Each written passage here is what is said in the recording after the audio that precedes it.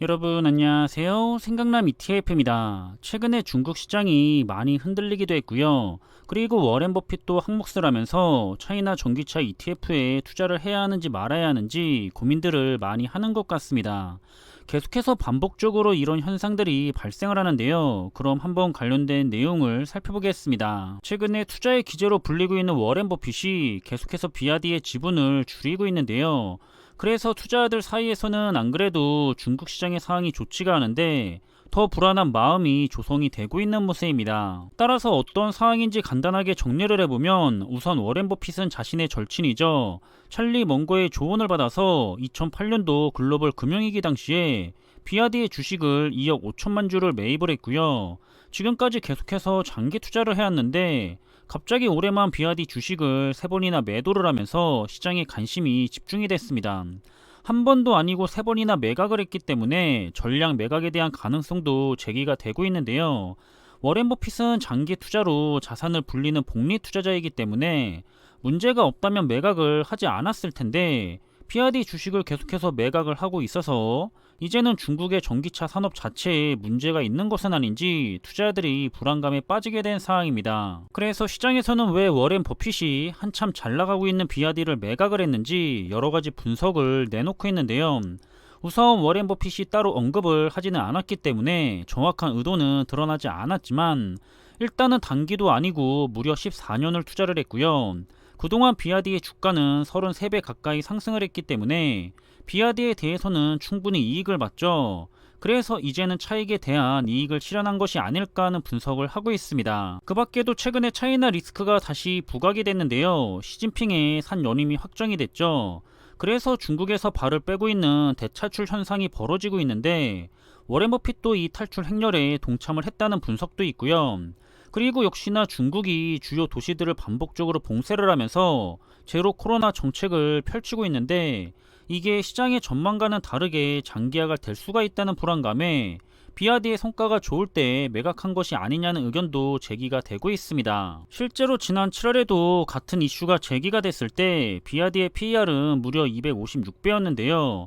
현재는 75배를 보이고 있죠. 아무리 기업의 성장성이 좋다고 하더라도 너무 앞서 나간 주가는 결국에 제자리를 찾아서 내려오기 때문에 정당화가 될 수는 없다고 생각을 하고 있고요. 그건 이미 지난 테슬라가 잘 보여주고 있다고 생각을 하고 있습니다. 하지만 시장에서는 여전히 비아디에 대한 평가는 긍정적인데요. 시티그룹은 중국의 주식 가운데서 비아디가 최선호 종목 가운데 하나라고 강조를 했고요. 비아디의 주가는 향후 1년 안에 최소 260%가 급등할 것을 전망하고 있습니다. 왜냐하면 내년에도 전기차 판매량을 137%나 늘릴 수가 있을 것으로 예상을 하고 있기 때문인데요. 따라서 단기적으로 워렌 버핏의 매각 때문에 주가가 내려갈 수는 있겠지만 기업의 펀더멘탈이 강하기 때문에 역시나 장기적으로는 투자를 하는 데 있어서 전혀 문제가 없다는 입장을 보이고 있습니다. 그리고 비아디뿐만 아니라 실제로 중국은 다른 분야는 모르겠지만 전기차와 2차전지 분야만큼은 경쟁력이 최상위에 있기 때문에 중국은 믿지 못하더라도 산업 자체를 믿고 투자를 하고 계신 분들이 많은 상황인데요. 스스로가 판단을 해봤을 때 강력한 확신이 드신 분들은 상관이 없겠지만 그렇지 못한 분들은 매번 이슈가 발생을 할 때마다 투자를 해야 할지 아니면 투자를 하지 말아야 할지 고민을 많이 하는 것 같습니다. 그런데 저는 자신이 강하게 확신을 해서 투자를 하고 있는 게 아니라면 투자를 아예 안 하는 것이 좋다고 생각을 하는데요. 워렌 버핏이 비아디를 매도를 했다고 해서 중국과 관련된 2차전지 ETF들을 투자를 해야 하는지 아니면 같이 빠져나가야 하는지 고민이 될 정도라면 저는 스스로가 확신을 못하고 있다고 보고 있고요.